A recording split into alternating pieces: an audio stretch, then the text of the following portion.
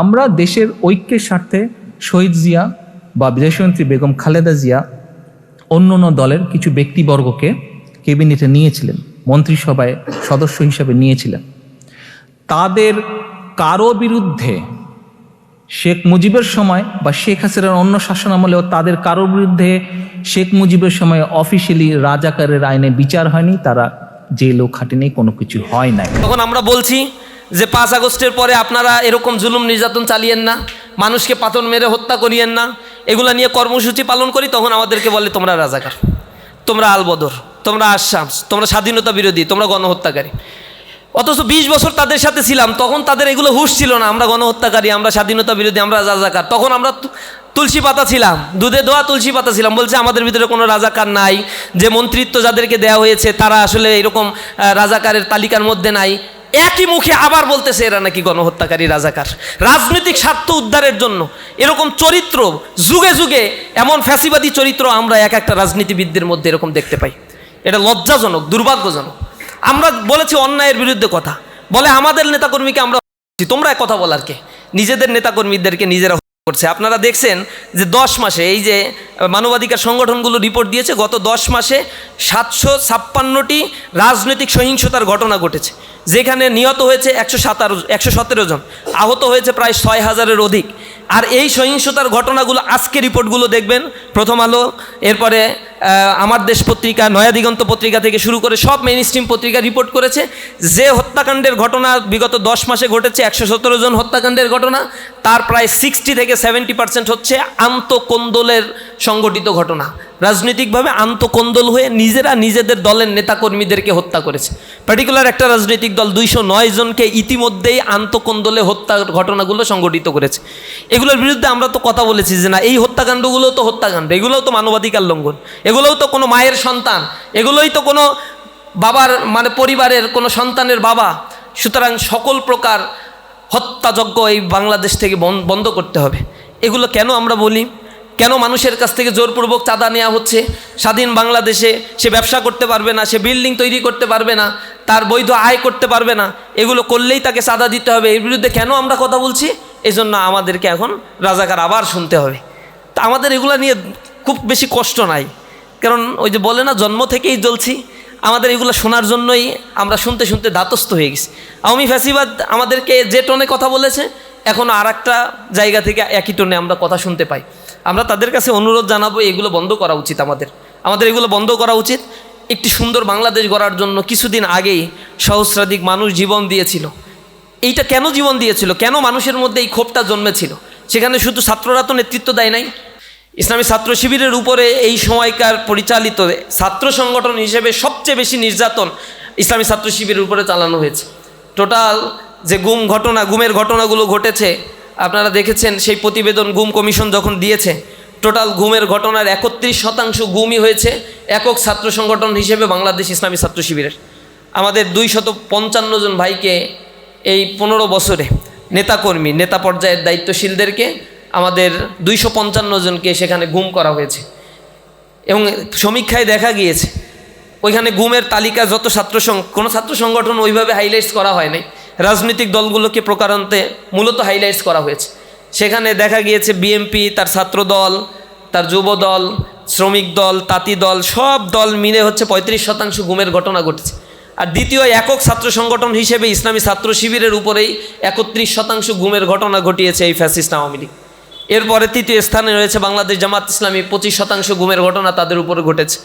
অর্থাৎ ইসলামিস্টদের উপরে তাদের যে একটা আক্রমণ ছিল, এবং বাংলাদেশে যে ইসলামের উত্থান এবং ইসলামী যে মানবতার একমাত্র মুক্তি দিতে পারে, এই বাণী যখন মানুষ আস্তে আস্তে গ্রহণ করছিল, তখন মিডিয়া ট্রায়ালের মাধ্যমে এবং নানা ধরনের ইসলামোফোবিয়া তৈরি করে, তারপরে ওয়েস্টার্নদের চোখে আমাদেরকে জঙ্গি হিসেবে উপস্থাপন করে নির্বিচার হত্যাকাণ্ডকে বৈধতা দেওয়া হয়েছে। আমাদেরকে জেলখানায় নিয়ে যখন মারতো, আর কোনো অপরাধ ছিল না। আমরা বলছি আমরা কি করছি? আমাদেরকে বাসা থেকে, পড়ার টেবিল থেকে ধরে নিয়ে গিয়ে সামনে অস্ত্র উদ্ধারের নাটক করা হয়েছে। বলা হয়েছে এই অস্ত্রগুলো নাকি আমাদের কাছ থেকে পাওয়া গেছে।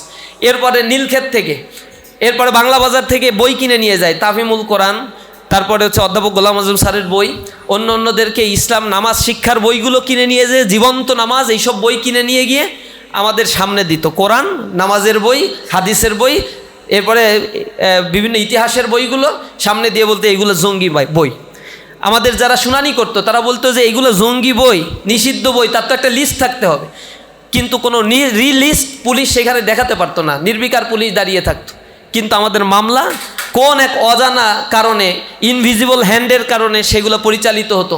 আমাদের রিমান্ড মঞ্জুর করা হতো 15 দিন 20 দিন করে, ডান্ডাবেরি পরিয়ে আমাদেরকে রিমান্ডে নিয়ে অকথ্য নির্যাতন করা হয়েছে। আমরা বলছি আমাদের অপরাধ থেকে, আপনারাই তো মিথ্যাচার করছেন, পড়ার টেবিল থেকে আমাদেরকে ধরে নিয়ে আসছেন, আমাদের অপরাধ কি? বলছে তোমরা ছাত্র শিবির করো না? হ্যাঁ করি, এইটাই হচ্ছে আমাদের অপরাধ, আর কোনো অপরাধ আমাদের নাই। আমাদের সেটা মনে পড়ে যে রাসূলের সময়ে এমনটাই বলা হতো। আল্লাহ রাব্বুল আলামিন কোরআন শরীফের ভিতরে ওইটা বলছেন, ওমা নাকামু মিনহুম ইল্লা আইয়ুমিনু বিল্লাহিল আজিজিল হামিদ। তাদের আর কোনো দোষ ছিল না, দোষ ছিল একটাই, তারা শুধু আল্লাহর দ্বীনের দিকে মানুষদেরকে আহ্বান জানাতো। এটা ছাড়া আর কোনোই দোষ তাদের ভিতরে ছিল না। এখন এই দোষটাই হচ্ছে মৌলিক দোষ হিসেবে আইডেন্টিফাই করা হয়েছে। বলা হচ্ছে ছাত্র শিবির করিস, এইটাই হচ্ছে তোদের মূল দোষ। রাত 3টায় নিয়ে গিয়ে আমাদের নির্যাতন করা হচ্ছে। দোষটা কি আমার? দোষ কিছু না। শিবির করিস না? হ্যাঁ শিবির করি, ওইটাই হচ্ছে দোষ। তো ছাত্র শিবির করা আমাদের জন্য এমন দোষের পরিণত করা হয়েছে। এবং 2009 সাল থেকে 24 সাল পর্যন্ত, আওয়ামী ফ্যাসিবাদ বিদায় নেওয়ার আগ পর্যন্ত, জুলাইয়ের আন্দোলনে তো আমাদের কয়েকশো ভাই শাহাদাত বরণ করেছে। তার আগ পর্যন্ত 103 জন ভাইকে বিনা বিচারে হত্যা করা হয়েছে। 88 জন ভাইকে শুধুমাত্র ক্রস ফায়ার দিয়ে হত্যা করা হয়েছে, কোনো কারণ ছাড়াই ধরে নিয়ে গিয়ে ক্রস ফায়ার করা হয়েছে। গুম ঘরে নিয়ে যেয়ে আমাদের ভাইদেরকে আয়না ঘরে বন্দি রাখা হয়েছে, বছরের পর বছর পরিবার পরিজন থেকে তাদেরকে বিচ্ছিন্ন করা হয়েছে। এখনও 7 জন ভাই ইসলামী ছাত্র শিবিরের গুম অবস্থায় রয়েছে। আমরা তাদের অবস্থান জানি না, তারা আসলে কোথায় আছে, কি অবস্থায় আছে।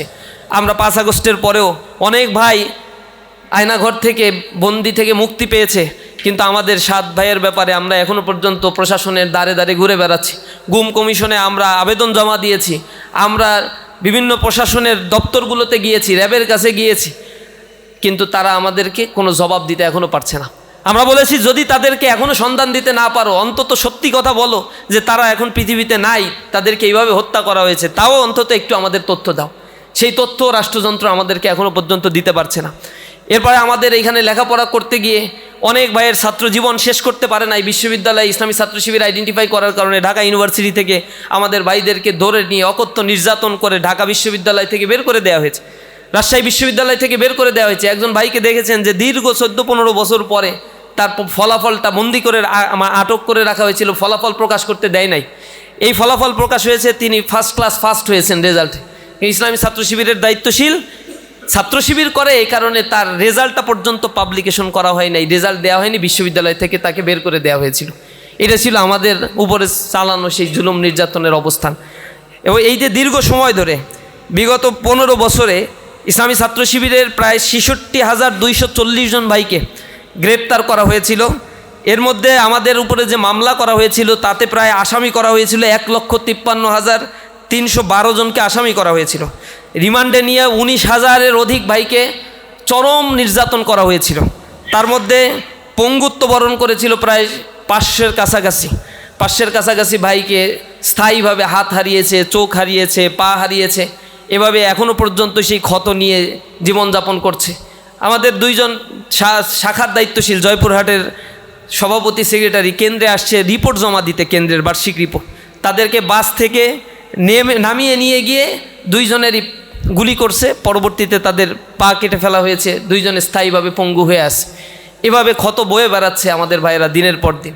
আমাদের ভাইদেরকে যখন গ্রেপ্তার করা হতো, সাতক্ষীরার আমাদের একজন শহীদ এমন হয়েছে বাড়িতে যেতে পারে না 4-5 বছর ধরে। হঠাৎ করে তার মাকে দেখার ইচ্ছা জাগলো তার। রাতের অন্ধকারে মাকে দেখার জন্য সে গেছে, সেখানে ওত পেতেছিল সেখানে গোয়েন্দা বাহিনী। ইসলামী ছাত্র শিবিরের সেই ভাইটিকে গ্রেপ্তার করে নিয়ে আসা হলো। এরপরে তাকে যখন ক্রস ফায়ার দিতে নিয়ে যাবে, পুলিশ জিজ্ঞাসা করছে তোমার জীবনের শেষ আশাটা কি? এই ঘটনা আমাদেরকে ওই পুলিশের ওই অভিযানে যারা ছিল তাদের একজন কর্মকর্তা আমাদেরকে পরে বলছে, আর চোখের পানি ফেলছে, কান্নাকাটি করছে, বলছে বড় অন্যায় আমরা করছি তার উপরে। যখন তাকে নিয়ে যাচ্ছে ক্রস ফায়ার দিতে, ক্রস ফায়ারের পূর্বে বলছে তোর কোনো ইচ্ছা আছে কি না, শেষ ইচ্ছা। তখন আমাদের ভাইটা বলছে যে আমার মাকে তো একটু দেখতে আসছিলাম, মাকে যেহেতু দেখতে পারলাম না, তার আগেই গ্রেপ্তার করলেন, আমার মাকে একটু যদি এক নজর আমাকে একটু দেখায় নিয়ে আসা যায়, আমার মার কাছে আমাকে একটু যদি নিয়ে যান, আমার এইটুকু শেষ ইচ্ছা। তখন অকথ্য ভাষায় গালিগালাজ করলো তাকে, গালিগালাজ করে বুটের আঘাত, লাথি মারছে, চোয়ার মারছে, ঘুষি মারছে। আহত অবস্থায় পরে আবার বলছে আর কোনো ইচ্ছা থাকলে বল, তোর মার কাছে নিয়ে যায়, আর পুলিশ সব তথ্য খবর সবাই জেনে যাক, নিউজ হোক। এটা হচ্ছে তোর দুষ্ট পরিকল্পনা। এটা নাকি আমাদের ভাইয়ের দুষ্ট পরিকল্পনা ছিল। এরপরে বলছে যে আমার আর কোনো চাহিদা নাই, পকেটে আমাদের মাসে কিছু পত্রিকা আছে, কিশোর কণ্ঠ পত্রিকা, ছাত্র সংবাদ, এরকম কিছু পত্রিকা আমাদেরকে বিক্রি করতে হয়। এই টাকাগুলো আবার বাইতুল মালে আমাদের জমা দিতে হয়, কারণ এই পত্রিকা বিক্রি করি আর পরের মাসের পত্রিকা আবার প্রিন্ট দিতে হয় সেই টাকা দিয়ে। তো সেই ভাইয়ের পকেটে 300 সামথিং টাকা ছিল। সে টাকাটা বের করে বলছে যে এই টাকাটা তো হচ্ছে আমার পত্রিকা বিক্রির টাকা, দায়িত্বশীলদের কাছে এই টাকাটা দয়া করে একটু পৌঁছে দিয়েন, আর কোনো কথা আমার নাই। এরপরে তাকে গালিগালাজ করে ওই টাকাটা নিয়ে তাকে হত্যা করা হয়েছে। পরবর্তীতে এক পুলিশ কর্মকর্তা এগুলো বলছে আর চোখের পানি ফেলছে যে আপনাদের ভাইরা ছিল এরকম। আমাদের দোষটা হচ্ছে ছাত্র শিবির করি, এই কারণে আমাদেরকে ক্রস ফায়ার দিতে হবে, মেরে ফেলতে হবে। ঝিনাইদহে আমাদের 2 জন শহর সভাপতিকে হত্যা করা হয়েছে, কেন্দ্র থেকে ধরে নিয়ে গেছে ঢাকা থেকে টানা। এবং এত বেশি হত্যাযজ্ঞ ঝিনাইদহ সাতক্ষীরাগুলোতে চালানো হয়েছে, বগুড়ায় চালানো হয়েছে, এগুলো বর্ণনাতীত। এভাবে মানবাধিকার লঙ্ঘন করে দীর্ঘ সময় ধরে আওয়ামী ফ্যাসিবাদ তাদের জন্য যাদেরকে থ্রেট মনে করেছে, সবচেয়ে বেশি থ্রেট ইসলামী ছাত্র শিবিরকে মনে করেছে। ঢাকা বিশ্ববিদ্যালয়ের একজন ছাত্রও তো শহীদ হয় নাই এই জুলাই আন্দোলনে। ঢাকা বিশ্ববিদ্যালয়ে একটা শহীদ দেখাতে পারবেন? আন্দোলনের নেতৃত্ব তো তারা দিয়েছিল, আন্দোলনের মেকানিজম তারা তৈরি করেছিল। হয়তো ঢাকা বিশ্ববিদ্যালয়ে কিছু শিক্ষার্থীরা বলেছিল কালকে এই কর্মসূচি, কিন্তু ঢাকা বিশ্ববিদ্যালয় বন্ধ করে দেওয়া হয়েছিল, কোনো ছাত্রকে হলে থাকতে দেওয়া হয় নাই, তাদের উপরে শারীরিক নির্যাতন করা হয়েছিল। পরবর্তীতে তারা বিশ্ববিদ্যালয় ছেড়ে চলে যেতে বাধ্য হয়েছে। এবং বাংলাদেশে খুঁজে সব বিশ্ববিদ্যালয়ের এই জুলাই আন্দোলনে কয়জন শহীদ হয়েছে খুঁজে হয়তো 5-7 জনের বেশি আপনারা পাবেন না। যা দেখবেন 250 ছাত্র শহীদ হয়েছে, সে 250 ছাত্র শহীদের মধ্যে স্কুল ছাত্র রয়েছে একটা বড় অংশ, একটা বড় অংশ রয়েছে পলিটেকনিকের ছাত্র, একটা বড় অংশ রয়েছে প্রাইভেট ইউনিভার্সিটির শিক্ষার্থী। পাবলিক ইউনিভার্সিটি এটা সূত্রপাত হলেও এর বিক্ষুব্ধতা, এর বিস্তৃতিটা, এই দাবানলটা ছড়িয়ে পড়েছিল সর্বব্যাপী। এবং সেই জায়গায় অংশগ্রহণ করেছিল খেটে খাওয়া মানুষ, দিন মজুর, কুলি মজুর, অথবা রিক্সাওয়ালা, ছোট ব্যবসায়ী, ইভেন সরকারি চাকরিজীবী, যাদের মনস্তত্ত্বে একটা পরিবর্তন ঘটেছে, এই মানুষগুলো রাস্তায় দাঁড়িয়ে প্রতিবাদ করেছিল, যার ফলশ্রুতিতে নির্বিচারে তাদেরকে হত্যা করা হয়েছে। এইগুলো কেন মানুষ রাস্তায় নেমে এসেছিল? এটা ছিল চাকরির একটা আন্দোলন, কোটার বিরুদ্ধে একটা আন্দোলন, সেখান থেকে একটা গণ আন্দোলনে পরিণত হয়েছিল, কারণ সুবিধা বঞ্চিত, অধিকার বঞ্চিত মানুষেরা দীর্ঘ সময় ধরে অপেক্ষা করছিল। রাজনৈতিক দলগুলো তাদের রাজনৈতিক এজেন্ডা নিয়ে রাস্তায় ছিল। যখন সরকার তাদের উপরে দমন নিপীড়ন চালানো হয়েছে, তারা কর্মসূচি দিয়ে ঘরের ভিতরে লুকিয়ে পড়েছিল, হরতাল দিয়ে তাদেরকে রাস্তায় খুঁজে পাওয়া যেত না।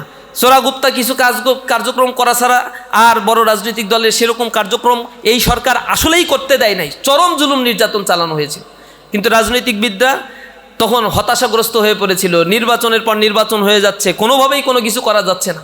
তখন এমন একটা গণবিস্ফোরণ সময়ের দাবি ছিল, যে গণবিস্ফোরণ হয়েছে সাদাবাজের বিরুদ্ধে, গণবিস্ফোরণ হয়েছে এক্সট্রা জুডিশিয়াল কিলিংয়ের বিরুদ্ধে, গণবিস্ফোরণ হয়েছে অধিকার হারা নিরন্ন বস্ত্রহীন মানুষের সেই অধিকার ফিরে পাওয়ার তাগিদেই তারা কিন্তু রাস্তায় নেমে সেদিন রাস্তায় জীবন দিয়েছিল।